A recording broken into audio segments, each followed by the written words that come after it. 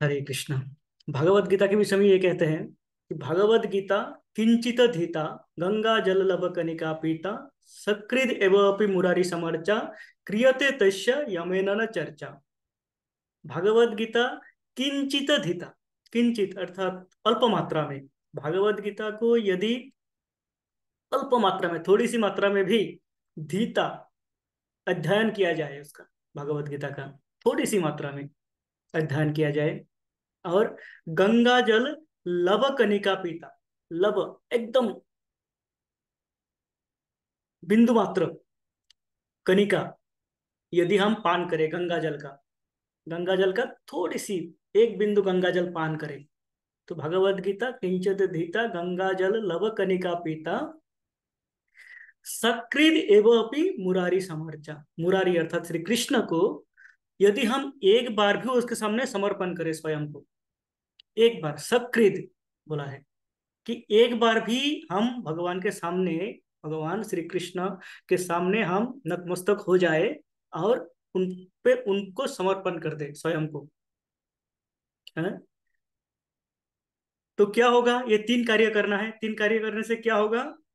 क्रियते तस्य यमेन न चर्चा। यमराज के सभा में उस व्यक्ति का कोई चर्चा नहीं होगी, उनको लेके कोई बात ही नहीं होगी। अर्थात यमराज का उस व्यक्ति से कोई कार्य ही नहीं है। जैसे हम जानते हैं भागवतम में, भागवतम में जो अजामिल का कथा है, अजामिल पापी था, घोर पाप किया था, अपने माता पिता को मार के घर से भगा दिया था, एक स्त्री के साथ रहता था जो कि व्यभिचारिणी स्त्री थी। ऐसा कोई पाप कार्य नहीं है जो वो नहीं करता था। डकैती करना, लूटपाट करना, मारना, मद्यपान करना, सारे जो अ, नियम बहिर्भूत कार्य है, सारे जो विकर्म है वो सारे वो करते थे। पर मृत्यु के समय क्या हुआ? जब यमदूत आए उनको लेने, यमदूत को देख के उनके मुख से भय के कारण उसके बेटे का नाम जो कि नारायण था, वो नारायण करके बुलाता है। नारायण! डर गया, वो डर के मारे वो अपने बेटे को बुला रहा है नारायण। जैसे नारायण उच्चारण किया मृत्यु के समय, विष्णुदूत वहां पे उपस्थित, और विष्णुदूत और यमदूतों में वार्ता होते हैं। विष्णुदूत यमदूतों को समझाते हैं कि आपका यहाँ पे कोई कार्य नहीं है। जहाँ पे किसी व्यक्ति ने मृत्यु के समय भगवान का नाम उच्चारण किया है, चाहे वो किसी भी उद्देश्य से किया हो, यदि भगवान का नारायण ये चार सिलेबल, ये चार अक्षर यदि उच्चारित हो गया है, तो वहां पे यमदूतों का कोई कार्य नहीं है, आप जा सकते हैं। इस प्रकार ये यमदूतों को वहां से विदा करते हैं। तो यहाँ पे यही चीज को पुष्टि कर रहे हैं श्री श्री आदि शंकराचार्य जी। कहते हैं कि जहाँ पे भागवत गीता का थोड़ी सी अध्ययन हो, गंगा जल का एक कणी का भी पान किया हो और भगवान के सामने नतमस्तक हुए हो, भगवान को समर्पण किया हो, तो क्या होगा? यमराज का वहां पे भी कार्य नहीं है। तो ये है हमारे महान भागवत गीता। इस गीता को हम समझ सकते हैं, पढ़ सकते हैं, हमारे प्रतिदिन के दिनचर्या में हम इसको लगा सकते हैं, इसको रख सकते हैं, इस भगवत गीता को। और इसी प्रार्थना के साथ हम शुरू करते हैं आज भगवत गीता का द्वितीय अध्याय का कुछ श्लोकों का अध्ययन करने का प्रयास करते हैं, समझने का प्रयास करते हैं और चेष्टा करते हैं कि उनमें से कुछ यदि हम हमारे जीवन में हम उतार पाए, जीवन में उसको लगा पाए। इसी प्रार्थना के साथ शुरू करते हैं मंगलाचरण के साथ। ओम अज्ञानतिमिरान्धस्य ज्ञानाञ्जनशलाकया चक्षुरुन्मिलितं येन तस्मै श्रीगुरुवे नमः। श्रीचैतन्यमनोभीष्टं स्थापितं येन भूतले स्वयं रूपः कदा मह्यं ददाति स्वपदान्तिकम्। वन्देऽहं श्रीगुरो श्रीयुतपादकमलं श्रीगुरून् वैष्णवांश्च श्रीरूपं साग्रजातं सहगना रघुनाथान्वितं तं सजीवम् साद्वैतं सावधूतं परिजनसहितं कृष्णचैतन्यदेवं श्रीराधाकृष्णपदान् सहगना ललिता श्रीविशाखान्वितांश्च हे कृष्णा करुणा सिंधु दीनबंधु जगत्पते गोपेश गोपिकाकांत राधाकांत नमस्तुते तप्त कांचना गौरांगी राधे वृंदावनेश्वरी वृषभानुसुते देवी प्रणमामि हरिप्रिये वाञ्छाकल्पतरुभ्यश्च कृपा सिन्धुभ्य एव च पतितानां पावनेभ्यो वैष्णवेभ्यो नमो नमः। जय श्री कृष्ण चैतन्य प्रभु नित्यानंद श्री अद्वैत गदाधर श्रीवासादि गौर भक्त वृंद हरे कृष्णा कृष्णा कृष्ण कृष्णा हरे हरे हरे राम राम राम हरे हरे हरे कृष्णा कृष्ण कृष्णा हरे हरे हरे राम राम राम हरे हरे हरे कृष्णा कृष्ण कृष्णा हरे हरे हरे राम राम हरे हरे। हरे कृष्णा। श्रीमद् भगवद गीता द्वितीय अध्याय। सभी के पास गीता होंगे ही।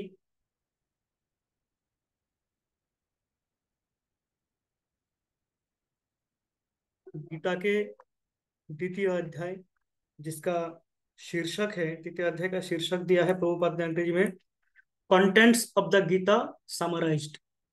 पूरा गीता का जो कंटेंट्स है उसको यहाँ पे इसके सारांश के रूप में द्वितीय अध्याय में प्रस्तुत किया गया है। अर्थात भगवान पूरा गीता का ज्ञान इस द्वितीय अध्याय में ही अर्जुन को दे देना चाहते थे, दिए भी थे, पर अर्जुन हमारे समझने हेतु उसके ऊपर और प्रश्न करते रहे। भगवान उसको विस्तारित और वर्णन करते रहे। इससे गीता क्या हुआ, धीरे धीरे 18 अध्याय तक पहुंच गए। इस प्रकार तो गीता का सार यदि हम कहे तो ये सार हमें द्वितीय अध्याय में ही मिल सकता है, मिल जाता है। तो उसके हमने कुछ श्लोक, प्रभु जी 11 तक कर दिए थे, 12वां करना। हाँ 11 तक हमने चर्चा किए थे। थैंक यू माता जी। तो 12वां श्लोक,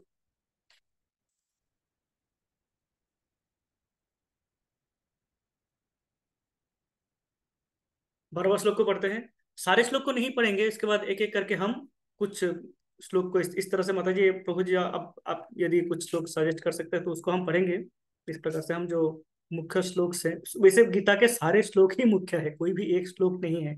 जो प्रथम श्लोक है जिसमें धृतराष्ट्र कहते हैं, श्लोक प्रथम श्लोक है, वो भी इम्पोर्टेंट है। एक भी श्लोक ऐसा नहीं है जो कि इम्पोर्टेंट नहीं है, सारे इम्पोर्टेंट है, पर समय को देखते हुए हम हमारे क्योंकि एक एक श्लोक करके सारे पढ़ने जाएंगे तो वो एक लंबा सत्र चलता रहेगा जो कि संभव नहीं हो पाएगा। तो हम कुछ श्लोक ही चयन करेंगे और पढ़ेंगे। श्रीमद् भगवद गीता द्वितीय अध्याय श्लोक संख्या 12। न तेवाहं जातु नाशं न त्वं नेमे जनाधिपा न चैव न भविष्याम सर्वे वयमतः परम्। न तेवाहं न तू एव अहम, अर्थात ना ही मैं, जातु ना असम, कभी भी ऐसा समय नहीं था जब मैं नहीं था। भगवान बता रहे हैं ऐसा कोई समय नहीं हुआ था जब मैं नहीं था, मैं एग्जिस्ट नहीं करता था। हाँ? ना त्वम न इमे जनाधिपा। तो भगवान क्या कह रहे हैं कि ऐसा कोई समय नहीं था जब मैं नहीं था, ऐसा कोई समय नहीं था जब तुम नहीं थे, अर्जुन को कह रहे हैं, और ऐसा कोई समय नहीं था जब ये जनाधिपा, ये राजाए, ये जो जो राजा यहाँ पे युद्ध करने के हेतु आए हैं, सामने हमारे समक्ष खड़े हैं, कोई ऐसा समय नहीं था कि ये सब नहीं थे, अर्थात ये सब सभी समय थे। हाँ, न चैव न भविष्यामो। हाँ, तो ऐसा भी कभी नहीं होगा कि ये नहीं रहेंगे। ऐसा समय कभी नहीं आएगा कि ये नहीं थे और नहीं रहेंगे। ये थे, हैं और रहेंगे सर्वदा। हैं, सर्वे वयम अतः परम। हम सब क्या होगा, सदा सर्वदा, जिसे कहते हैं शाश्वत।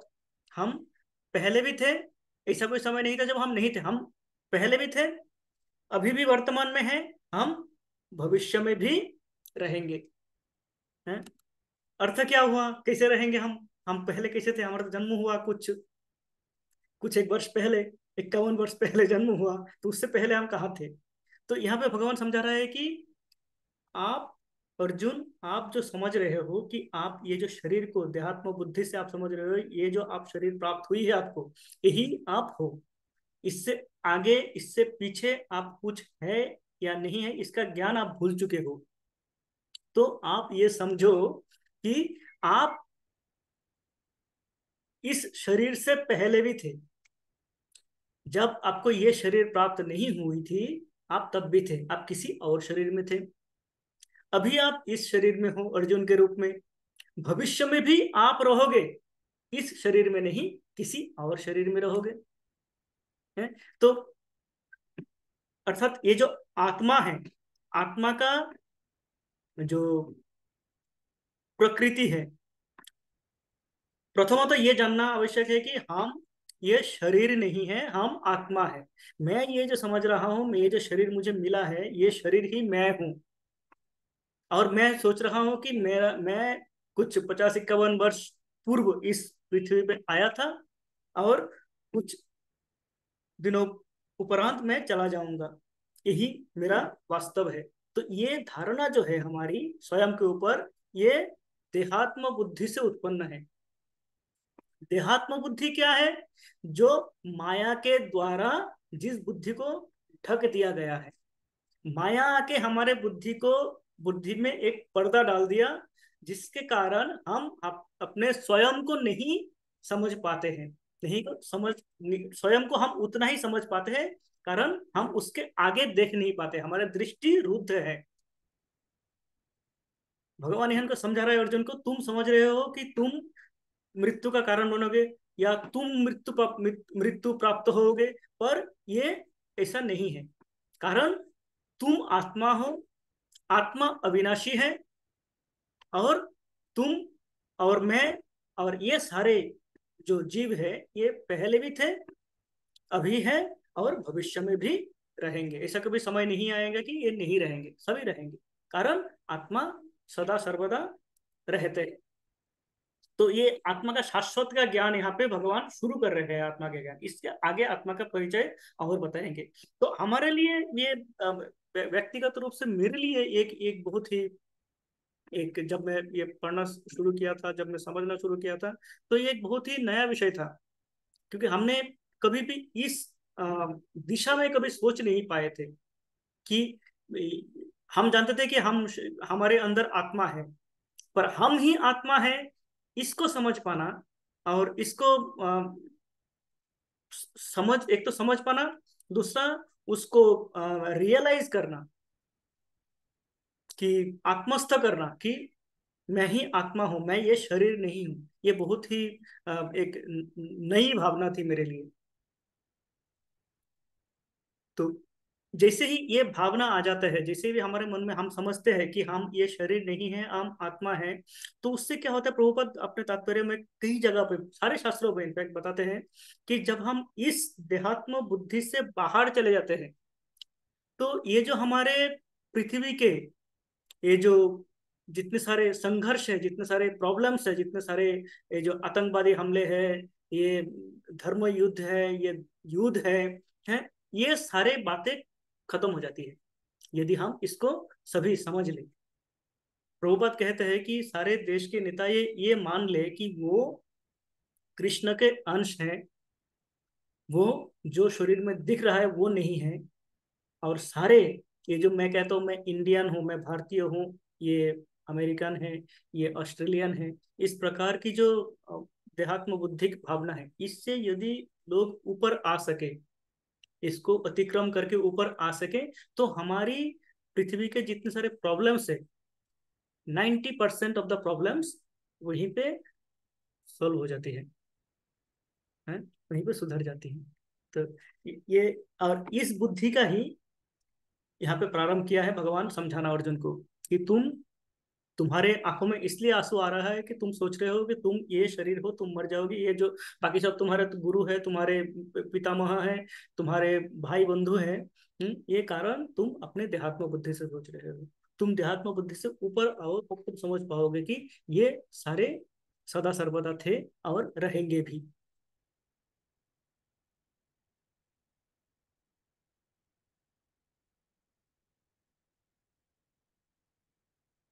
इसके आगे इसी भाव को बढ़ाते रहते हैं कि ये शरीर और आत्मा के विषय में भगवान आगे समझाते रहते हैं। तो इस श्लोकों को हम पढ़ते हैं। 13 नंबर श्लोक में वह कहते हैं, देहिनोऽस्मिन् अथा देहे कौमारं यौवनञ्जरा तथा देहांतर प्राप्ति धीरस्तत्र न मुह्यति।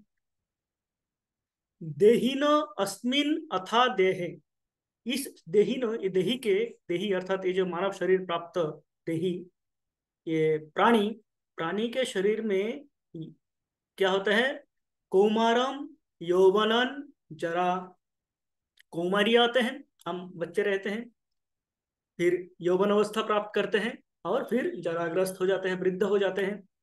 इस प्रकार क्या होता है, हमारे शरीर में क्या आता है, हमारे शरीर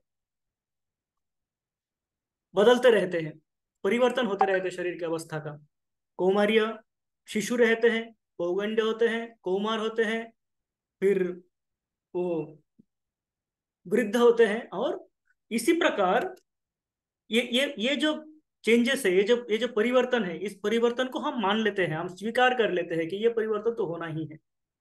इसी प्रकार भगवान कह रहे हैं तथा देहांतर प्राप्ति। भगवान मृत्यु नहीं कह रहे हैं, भगवान कह रहे हैं तथा इसी प्रकार देहांतर प्राप्ति, देह का अंतर, देह का परिवर्तन, शरीर का परिवर्तन भी क्या है, धीरज तत्र न मुह्यति।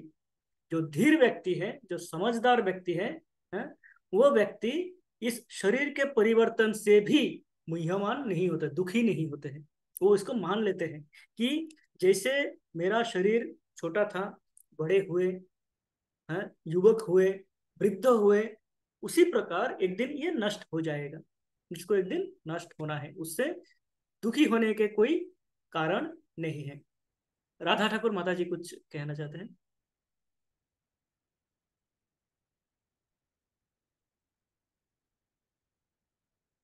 माता जी अनम्यूट कर लीजिए।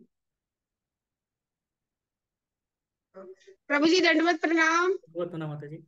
हाँ प्रभु जी, मेरा एक प्रश्न है हम्म। कि इस समय अर्जुन जो है कुरुक्षेत्र के अंदर श्री कृष्ण से विषाद में भरा हुआ है और वो युद्ध नहीं करता, ठीक है।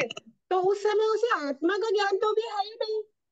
तो वो तो अपने जो लोगों के शरीर है उनके नष्ट होने का, उनको मार देने का, यही उसको विषाद है ना। और कि भाई इसको साम्राज्य मिलेगा, वो भी उसके लिए दुख कर रहा है कि मुझे अपने बंधु बांधवों को बांध कर है, मुझे साम्राज्य नहीं चाहिए, ठीक है, मैं अपना विस्तार भी नहीं चाहता राज्यों का। लेकिन उसमें उस आत्मा का ज्ञान तो नहीं ना।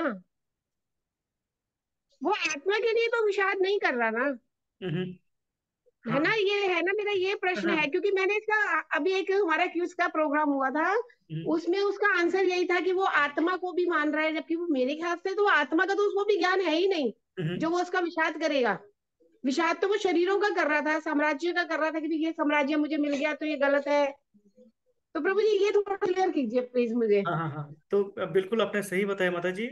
इस समय अर्जुन माया के द्वारा देहात्म बुद्धि से बद्ध है। वो जो आत्मा है ये भूल गया है वो।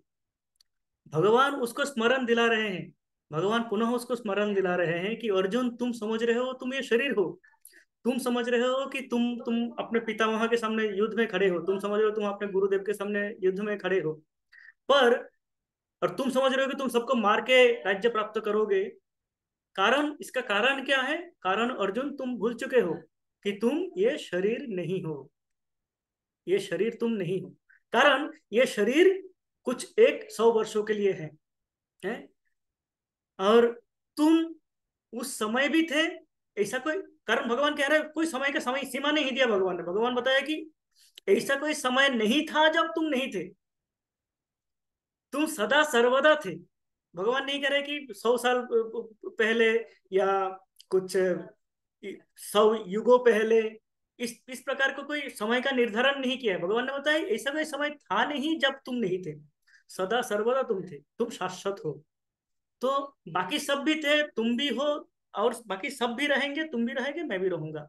तो ये जो आत्मा का ज्ञान भगवान उसको यहाँ पे देना प्रारंभ करते हैं, आपने सही बताया, उससे पूर्व उसको ज्ञान नहीं था। और जब हम अर्जुन के विषय में बात करते हैं तो हमें ये समझना चाहिए कि अर्जुन को वास्तव में ये सब ज्ञात था,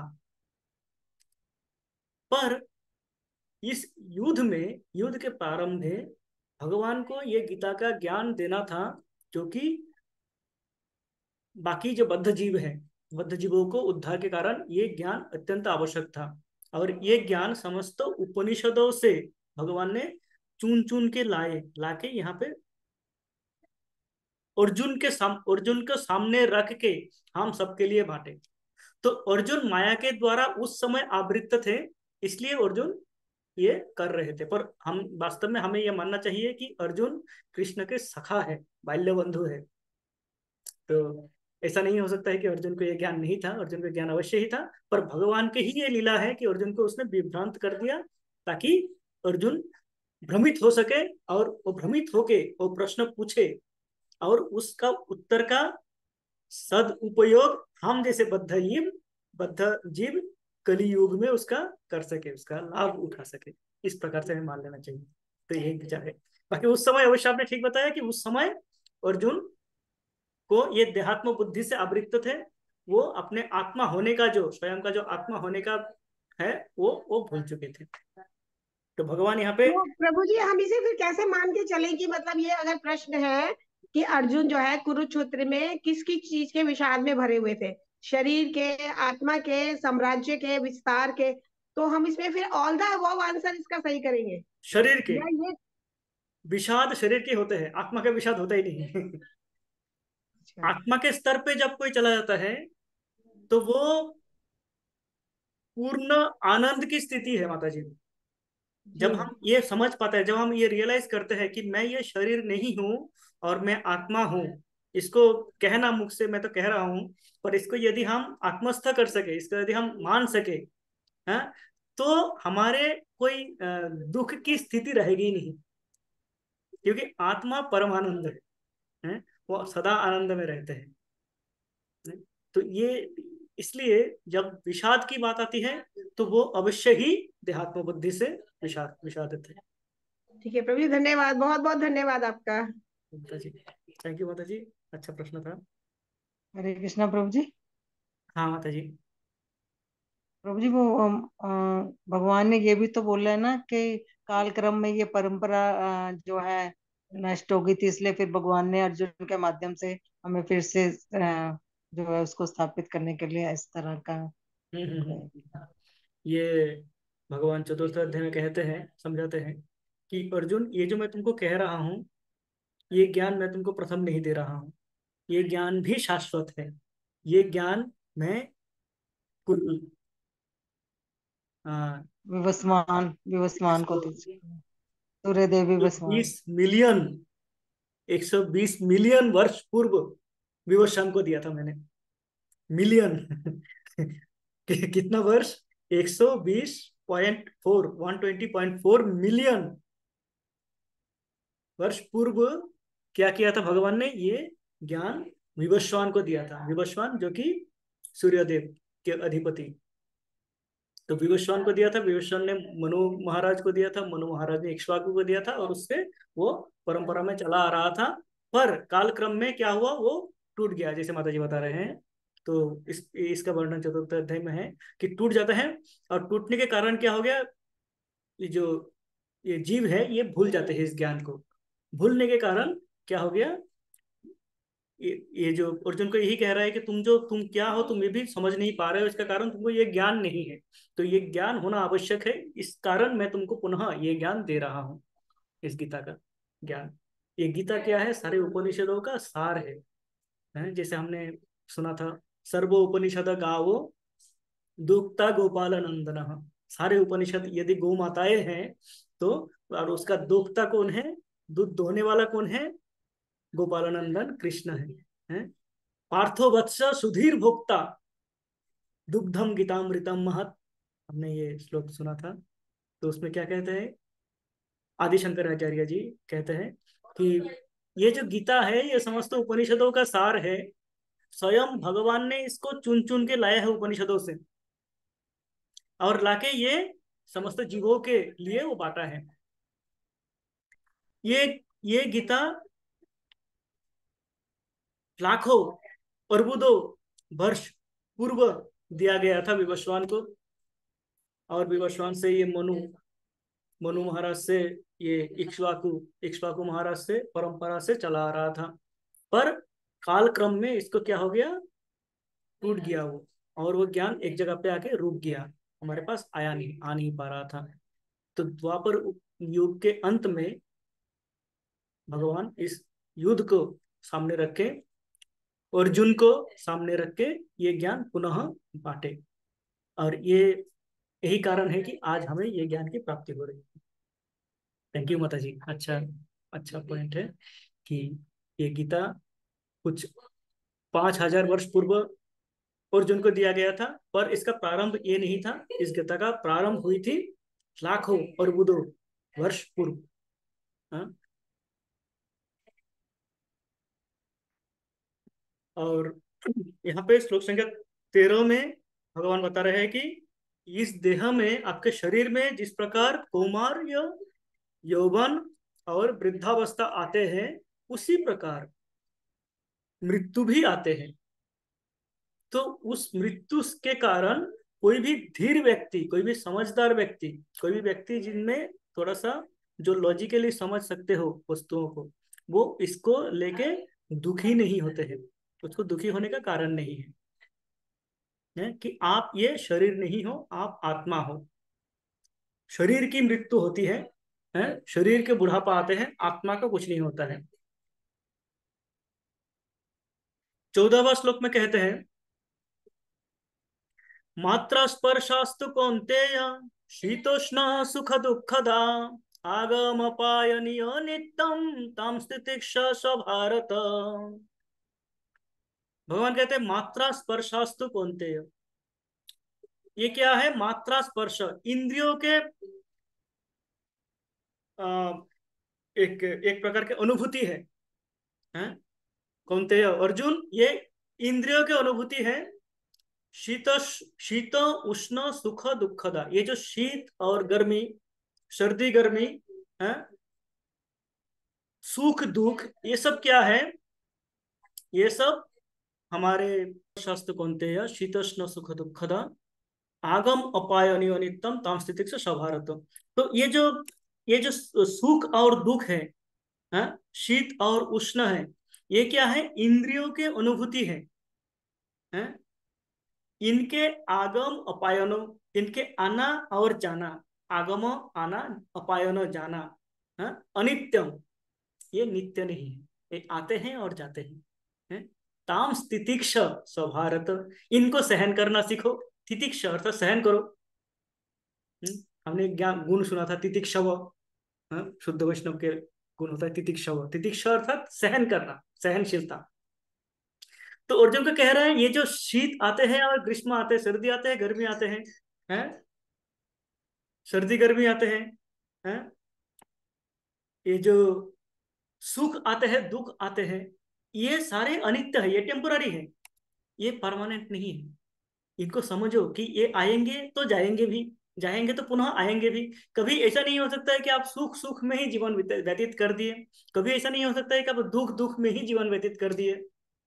जैसे सर्दी आते हैं, सर्दी के बाद गर्मी अवश्य ही आएगी, गर्मी के बाद पुनः सर्दी आएगी। ऐसा नहीं हो सकता गर्मी आ गई चलो अब बच गए, और तो सर्दी नहीं आएगी, है? पुनः सर्दी आएगी।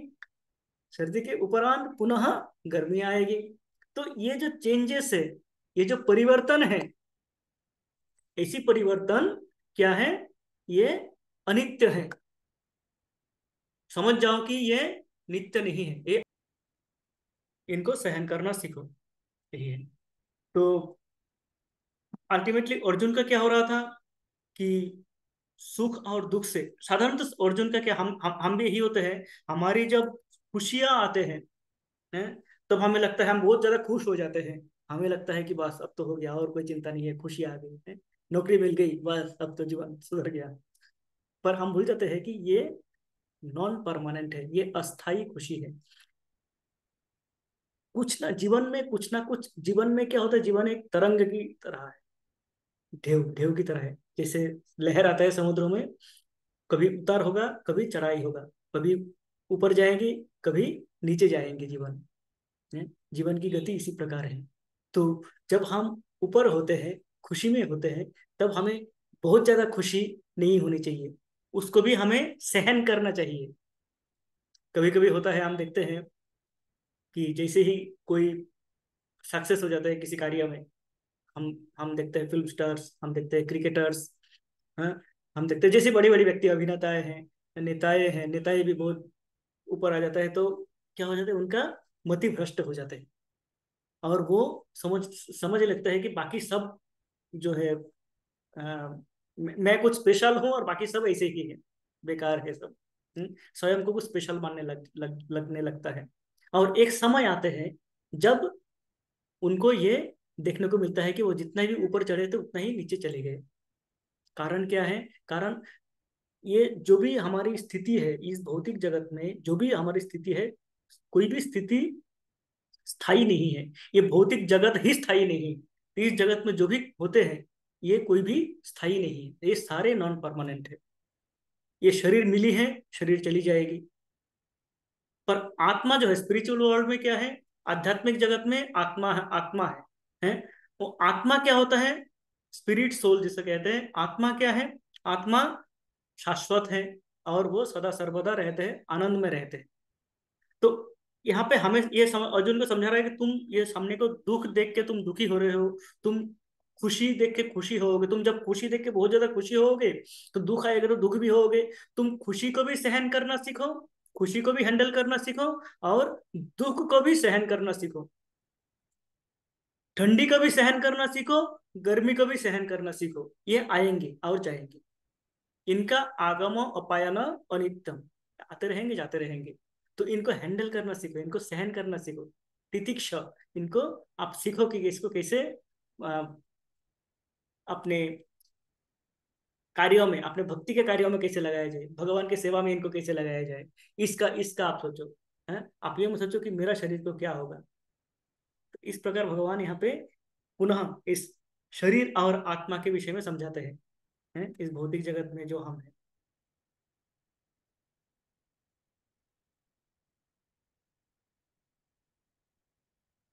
15वें श्लोक में कहते हैं, यम ही न व्यथयंत ते पुरुषम पुरुषर्षभ, सम दुख सुखम धीरम सो अमृतत्वाय कल्पते।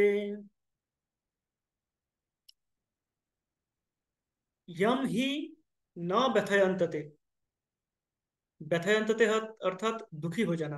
हाँ? तो कोई भी इस प्रकार जो दुखी नहीं होते हैं, किसके द्वारा? एते, इन सबों के द्वारा, पुरुषम पुरुषर्षभ है। कोई भी व्यक्ति जो अर्जुन को कह रहा है पुरुष अर्षभ, पुरुष अर्षभ, पुरुष अर्षभ अर्थात श्रेष्ठ पुरुष, अर्जुन को कह रहा है, अर्जुन तुम एक श्रेष्ठ व्यक्ति हो।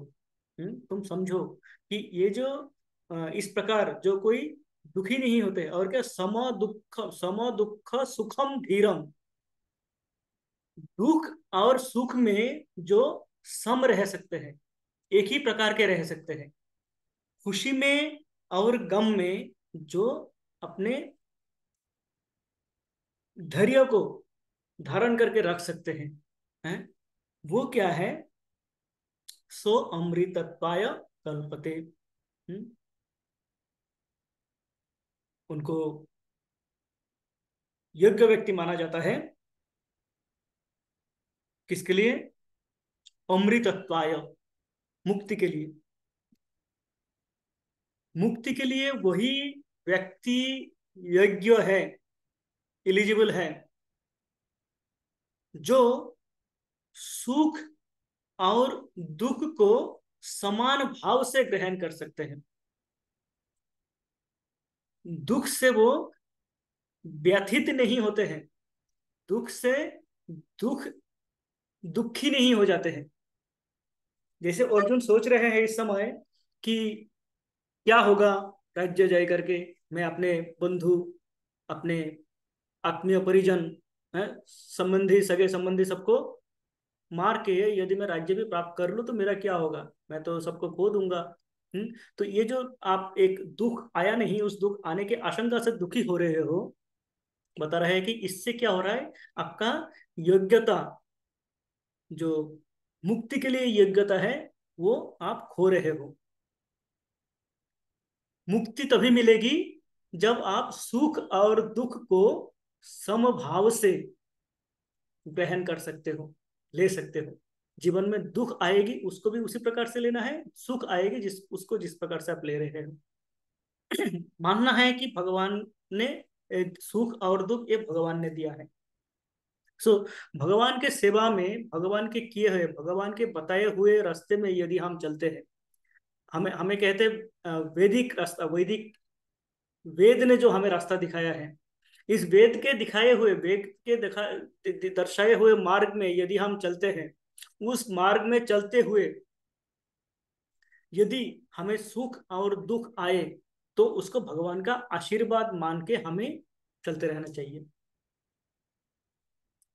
कि ये भगवान का इच्छा है, और यदि भगवान ने ऐसा चाहा है तो उसके कारण कुछ अच्छा ही होगा।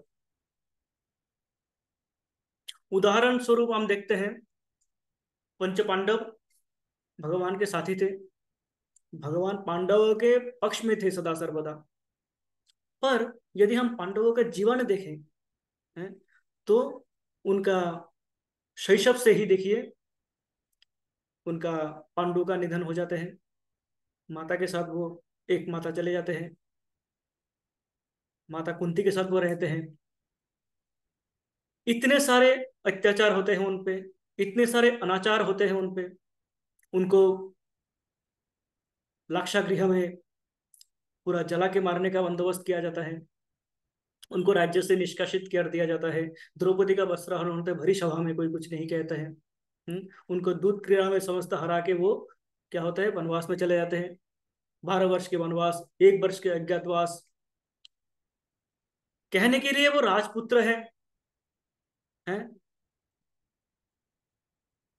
पर उनका जीवन में हम यदि देखें तो दुख ही दुख है। पर कभी भी ऐसा समय नहीं आया था जब ये बताते हैं कि भगवान, कभी भी हमने ऐसा ऐसा नहीं सुना किसी पांडवों के मुख से कि भगवान तुम हमारे बंधु हो, तुम हमारे मित्र हो, सखा हो, पर हमारे जीवन में इतना कष्ट क्यों? ये प्रश्न एक बार भी हमने नहीं सुना किसी भी शास्त्र में।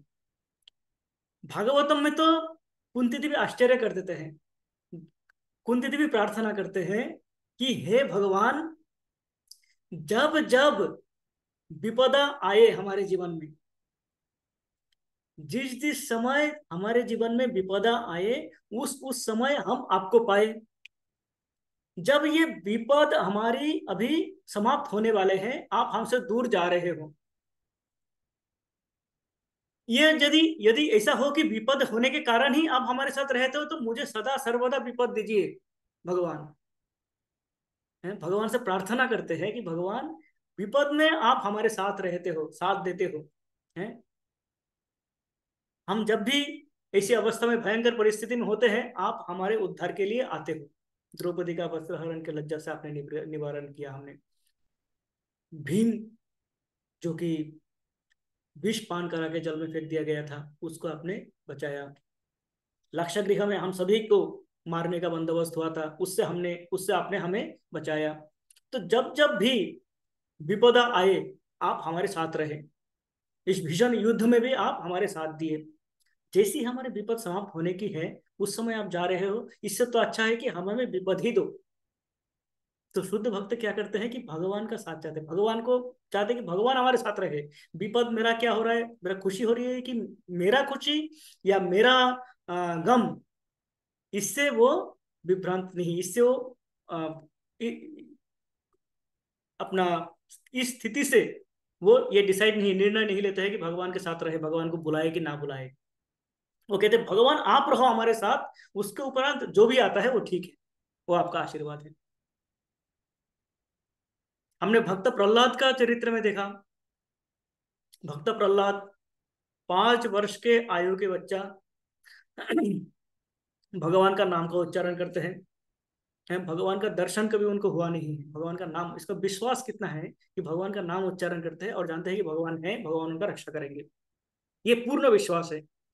कितने भी अत्याचार हुए उनके ऊपर, बिच्छू डाल दिए गए, सांप से डसाया गया है, उनको विष पान कराया गया, अग्नि में लेके दहन करने का प्रयास किया गया, पर्वतों से उछाल के फेंक दिया गया उनको, हाथियों के पांव के नीचे से पांव से कुचलने का प्रयास किया गया।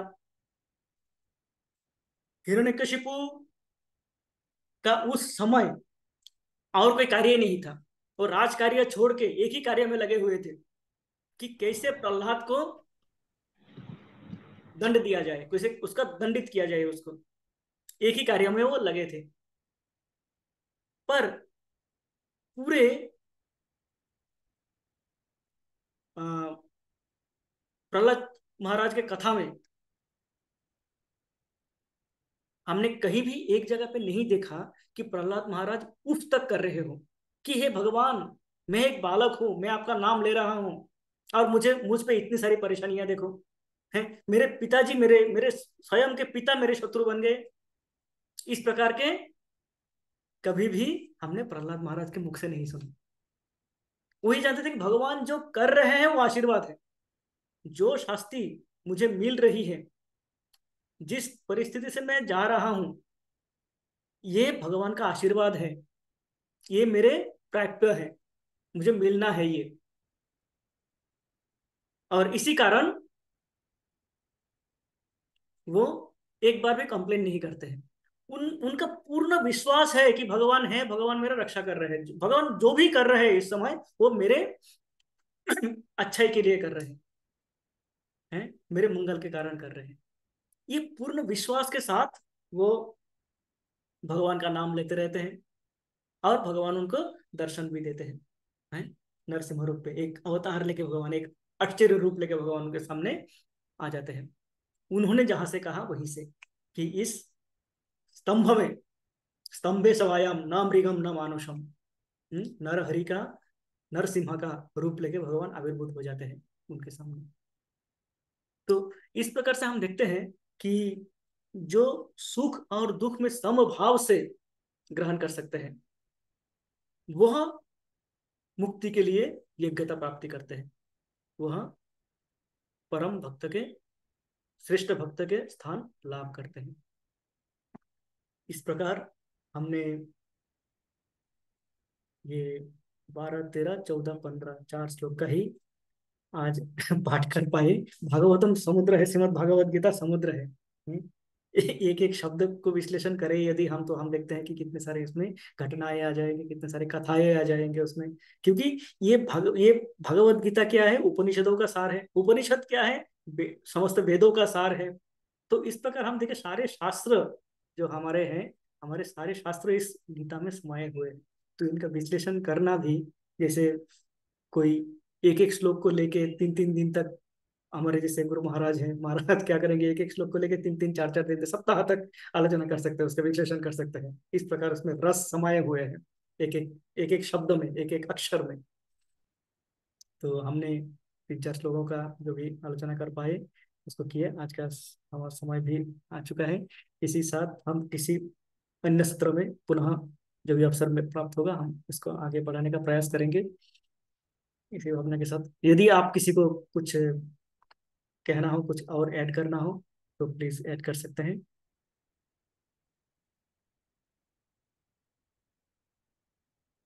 नहीं तो हम इसी के साथ यहाँ पे समाप्त करेंगे। वाञ्छाकल्पतरुभ्यश्च कृपा सिन्धुभ्य एव च पतितानां पावनेभ्यो वैष्णवेभ्यो नमो नमः। अनंत कोटि वैष्णव भक्तवृंद की जय। श्रीला प्रभुपाद की जय। गौर प्रेमानंदे हरि हरि बोल। हरि बोल।